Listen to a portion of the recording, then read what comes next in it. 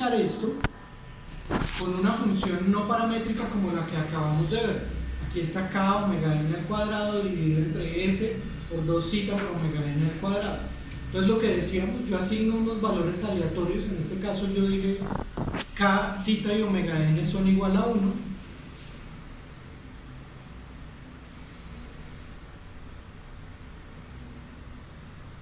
Y entonces ahí tengo mi problema, ¿de acuerdo? Fíjense que aquí ¿qué voy a tener? Voy a tener los resultados experimentales y los resultados teóricos de esa simulación que es muy burda, asumiendo valores arbitrarios de k, zeta y omega n. Lo que va a hacer el algoritmo a continuación, ¿qué es? Optimizar, o más bien identificar la función o identificar los parámetros k, zeta y omega n de la función, y cuando yo tenga estos valores optimizados, ¿qué estaré diciendo? Estaré diciendo que tengo la mejor respuesta posible en las condiciones que he definido para hacer eso. Yo para eso creé esta función de identificación no paramétrica, que ya les explicaré cómo funciona. Esa función recibe como parámetros iniciales omega n, zeta y k, que son los valores arbitrarios que acabo de definir, y como resultado entrega los valores óptimos de la solución, es decir, la solución encontrada para el problema de identificación, y un histórico que me permite graficar la evolución, que eso es lo que estoy haciendo acá, graficando la evolución desde la primera iteración hasta la última. Si ejecutamos este programa, se va a ver algo de este estilo. Ahí ustedes pueden ver cómo las dos gráficas inicialmente muy separadas.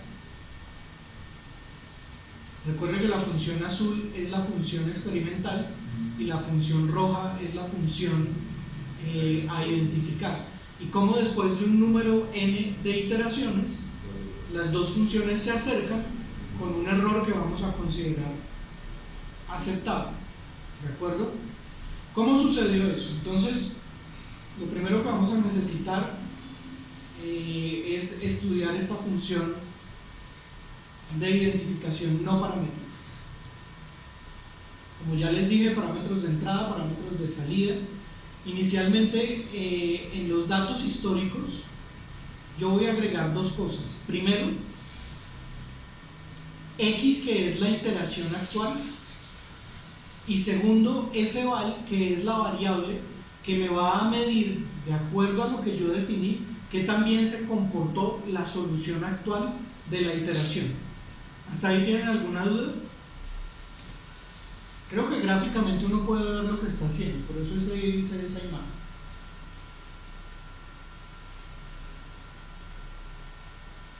Acá están las restricciones de desigualdad, y entonces lo que va a suceder es que yo puedo llevar este problema y representarlo de una forma matricial. Por ahora, yo voy a utilizar restricciones con límites, con un límite inferior y con un límite superior. Y entonces, observemos que yo estoy diciendo que para omega n el límite inferior es 0 y el límite superior es 10. Que para zeta el límite inferior es 0.001 y el límite superior es 0.9. Y para k, fíjense que acepté valores negativos de k.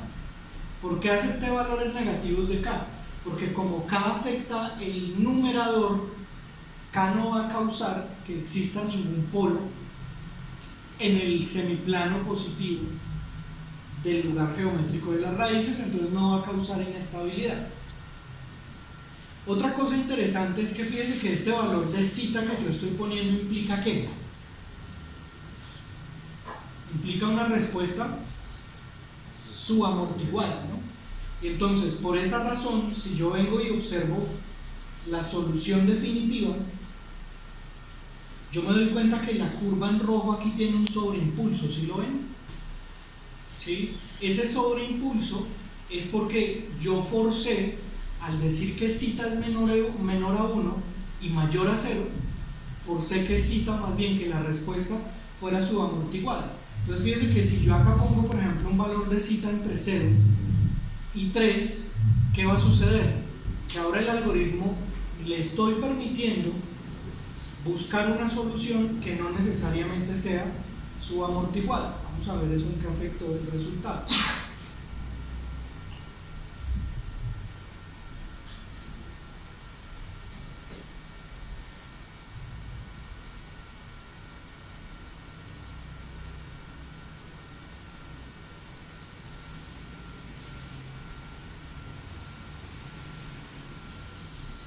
Fíjense que en todo caso el valor de cita encontrado fue de 0.6940. Entonces, a pesar de que yo aumenté el límite, en esta solución estoy encontrando un valor subamortiguado. Si yo vuelvo a lanzar el algoritmo, encontraré un valor diferente. Es 0.694 para cita. Miremos si llegamos a otro valor diferente. Aquí evidentemente ya vimos que no. ¿Por qué será que no llegó a un valor diferente si esto es un proceso iterativo? Entonces yo le voy a poner entre 0 y 1. ¿Perdón? Siempre va a estar entre 0 y 1. Siempre va a ser subamortiguado. O sea, cita. No, porque yo acá le quité esa restricción. Fíjese que le acepté que fuera entre 0 y 3. Y entonces, al ponerlo entre 0 y 3, ya estoy aceptando respuestas oscilatorias, subamortiguada, críticamente amortiguada y sobreamortiguada. ¿Sí? Pero aún así él converge a la misma solución. Vamos a ver si esa solución permanece constante cuando yo cambie el valor inicial y le pongo, por ejemplo, un cita de 2. ¿Sí? Es decir, el punto de origen lo cambié.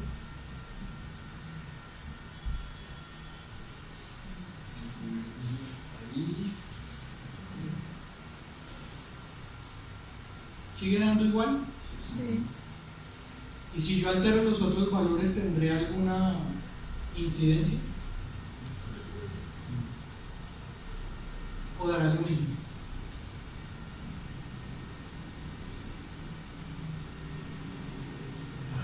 Igual. ¿Sí cambió o no cambió? ¿Por qué creen que el valor permanece constante? Porque fíjense que la función es lo suficientemente compleja para que en un proceso iterativo me diera valores diferentes. Entonces, ¿qué está pasando? Imagínese que usted tiene una cobija, ¿sí? Y esa cobija la están sujetando 4 de ustedes, cada uno de una punta con una altura constante. Esa cobija va a tomar una forma, una curvatura, y esa cobija representa el error de la diferencia entre la gráfica azul y la gráfica roja.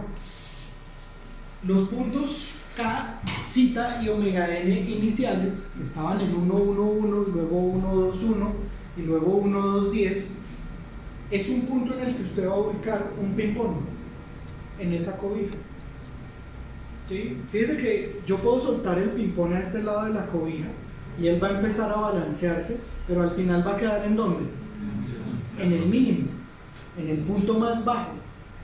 Y yo puedo coger el ping-pong y ponerlo por acá en otra posición y él se va a resbalar por la cobija y va a quedar ¿en dónde? En el punto más bajo. Y yo puedo poner el ping-pong en cualquier posición y ¿qué va a suceder? Va a quedar en el punto más bajo. ¿Cuál es la única forma de que ese punto más bajo cambie? Que yo modifique la altura de los que están sosteniendo la cobija, porque eso modificaría el error. ¿Sí? Entonces resulta que cuando yo defino esto, aquí es donde yo puedo definir cómo se van a alterar esos mínimos que estoy calculando. ¿De acuerdo? Continuemos con la función de identificación no paramétrica. Ya que nosotros tenemos esos valores mínimo y máximo para cada parámetro, entonces yo voy a decir que voy a tener un valor inicial que es omega n, cita y k. Entonces fíjense que ese es el valor x0, ¿sí? Y yo voy a decir que las opciones de optimización van a estar utilizadas, o más bien aplicadas de la siguiente manera. El algoritmo de minimización que voy a utilizar es fmin_con, que en MATLAB es minimización de una función de error con restricciones. ¿Sí? Este fmin quiere decir function minimization y con quiere decir constrained, que quiere decir restringida. Acá sencillamente quiere decir que voy a definir una función de salida que se llama función de salida, voy a mostrar las iteraciones y aquí llega algo interesante. ¿Cuándo el algoritmo deja de funcionar? ¿Cuando el error es 0? Fíjense que evidentemente el error no es 0 porque estas dos gráficas no son iguales. Entonces, función de tolerancia o tolerance function que está a 1 por 10 a la menos 20, ¿qué significa? Es el criterio de parada y significa que el algoritmo para cuando la solución encontrada no difiere de la solución anterior con una diferencia de 1 por 10 a la menos 20. ¿Sí me hago entender? Entonces fíjense que no estoy buscando el error 0, porque buscar el error 0 sería tratar de llegar acá y no lo voy a lograr, sino consiste en encontrar la solución en la que ya no puedo encontrar una mejor solución. Por eso hablamos de optimización. En optimización yo digo que voy a buscar soluciones, la mejor solución posible, sin que esa sea la mejor, sino que es posible debido a las restricciones de funcionamiento que yo tengo. ¿Sí me hago entender? Y entonces, como el error nunca va a ser 0, yo paro cuando la solución actual es casi igual a la solución anterior, porque en ese momento puedo decir que no voy a mejorar más. El algoritmo es el que yo les decía, este es Interior Point, es un algoritmo que está basado en Newton-Raphson y son las búsquedas que yo empiezo a saltar de un valor aleatorio a otro y mido el gradiente. ¿Se acuerda el gradiente de las imágenes? El gradiente es la derivada de la función. Entonces el gradiente me indica si yo estoy aumentando o si estoy disminuyendo. Y entonces cuando yo mido el gradiente, si el gradiente fue positivo, ¿qué significa? Que el error aumentó. Pero si el gradiente fue negativo, significa que el error disminuyó y voy en el sentido correcto. Y entonces el gradiente sería la derivada con respecto a k, la derivada con respecto a zeta, la derivada con respecto a omega n, y la magnitud del gradiente me dice si está aumentando el error o si está disminuyendo. Y finalmente la solución va a ser aplicar minimización restringida a una función objetivo con un parámetro inicial x0, que es el valor inicial definido para k zeta omega n, con restricciones de desigualdad A, que en este caso están vacías,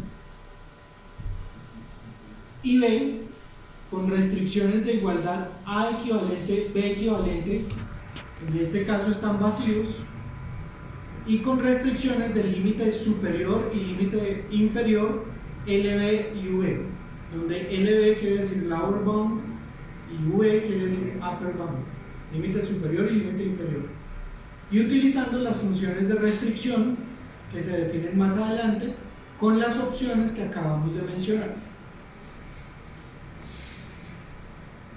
Y entonces fíjense que este algoritmo va a preguntarme por quién. Va a preguntarme por la función objetivo y la función de restricción. La función de salida, que es esta de la que hablábamos acá, es la función que me va a permitir almacenar cada iteración.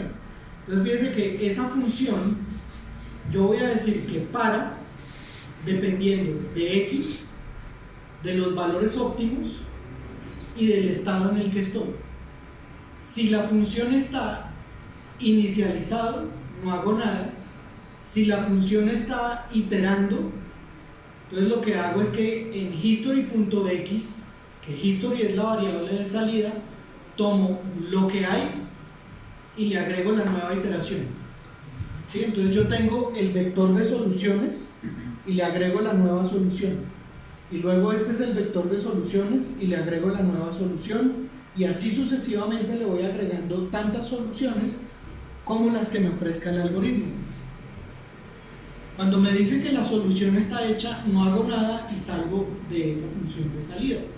La función objetivo es la función en la que yo voy a programar ese error, el error medio cuadrático que habíamos definido. Entonces fíjense que ese error, ¿cómo lo voy a calcular? Nosotros vamos a medir nuevamente los datos experimentales.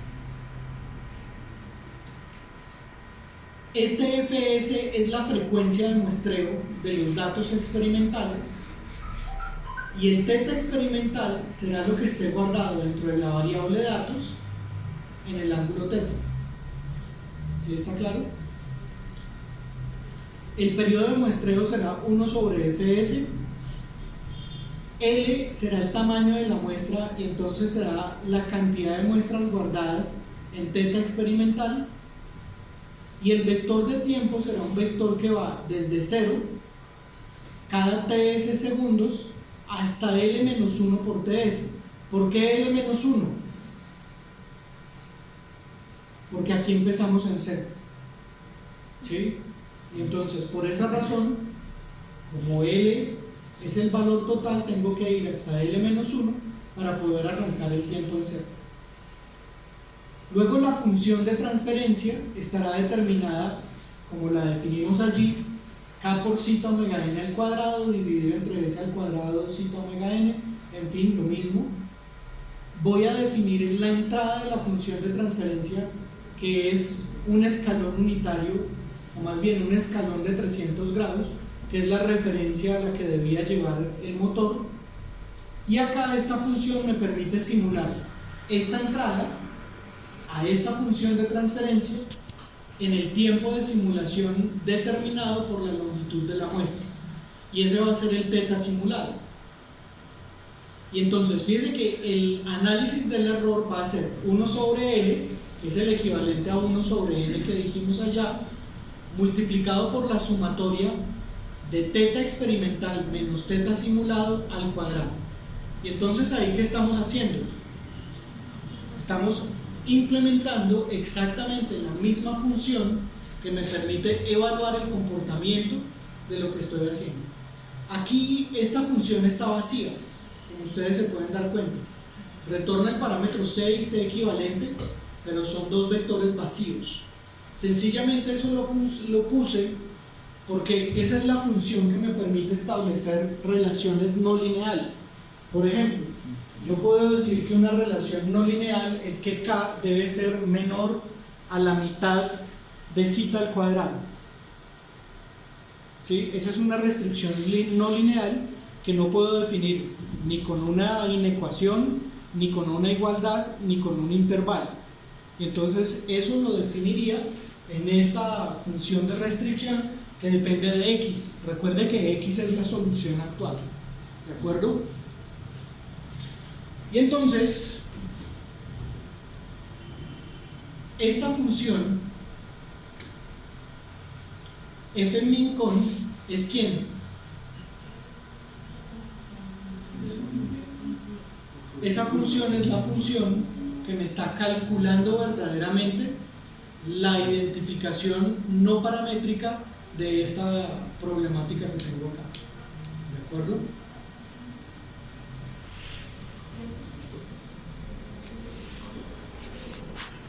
Y entonces, fíjense que cuando yo logro la solución, voy a tener el histórico, que es el vector donde están almacenados todas las soluciones y todos los valores f-val, que el f-val es la evaluación del desempeño de la función objetivo, y los resultados de omega n óptimo, zeta óptimo y k óptimo. Cuando ya tengo eso, ¿qué hago? Lo único que hago es crear la función de transferencia GDS utilizando los parámetros optimizados, simular el θ identificado aplicándole a esta función de transferencia U, que es la entrada del escalón de 300 grados en el vector de tiempo t que viene de los datos experimentales, y muestro el θ experimental y el θ simulado. Entonces, Si yo tengo todo cerrado, aquí ¿qué voy a visualizar? Ahí voy a visualizar en azul datos experimentales, en rojo función identificada. Por otra parte, en cuanto al histórico, recuerde que en history.x teníamos guardado el vector de todas las soluciones encontradas.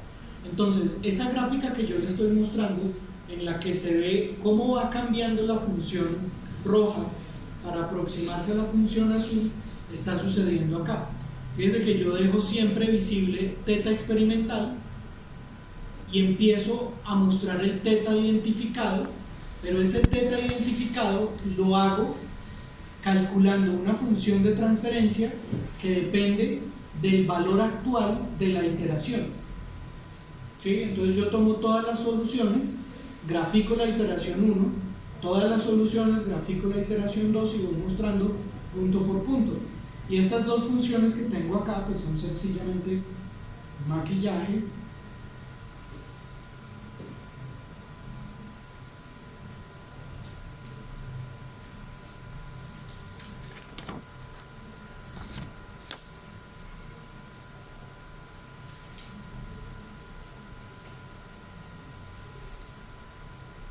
Sí, ahí se ve claramente cómo la función converge y aquí pues puedo reproducir el video que acabo de crear y ahí se ve cómo la función roja se va modificando hasta que se acerca lo máximo posible.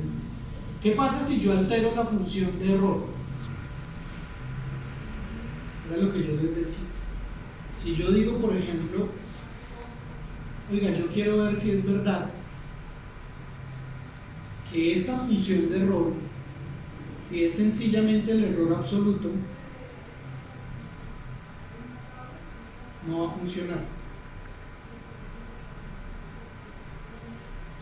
¿Sí? Fíjense que ahí estoy diciendo la diferencia entre los dos valores. Entonces, voy a ejecutar lo mismo. Fíjense que automáticamente me dice que no lo puede solucionar. ¿Por qué pasó eso? Porque llegó a cuando no Ahí todavía no contiene- hay indeterminación porque no calculé valor absoluto. Aquí lo que está sucediendo es que puede suceder, por ejemplo, fíjense que aquí yo voy a tener una diferencia negativa. ¿Sí? Y al tener una diferencia negativa, ¿qué está sucediendo? Que como yo estoy minimizando, obtener un valor negativo es incluso mejor que tener un valor cero. ¿Sí es claro? Entonces yo debo tener en cuenta que lo que yo busco es el error cero, no el error negativo o el error positivo, porque el error negativo es igualmente malo. ¿Sí? Entonces yo acá en mi función debería decirle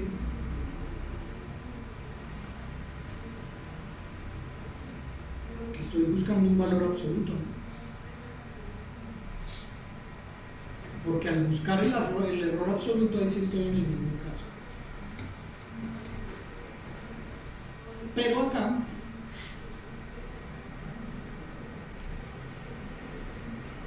¿qué pasó?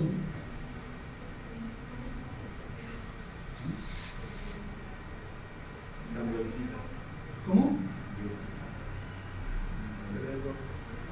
Fíjese que acá el cita sí cambió, entonces ya se alteró la forma de solucionarlo.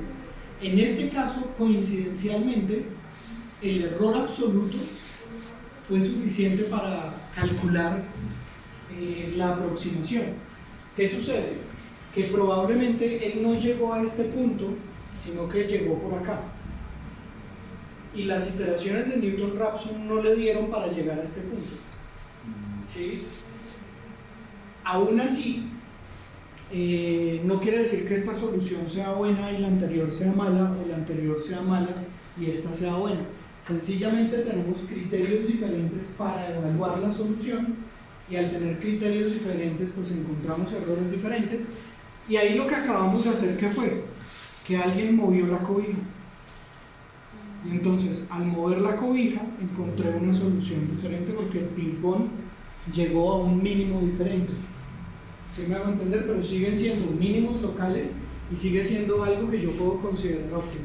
Fíjense que en este caso estoy desperdiciando, o más bien estoy perdiendo resolución en esta parte de la simulación y al inicio también, ¿no? Pero en el estado estable, fíjense que el error es casi cero.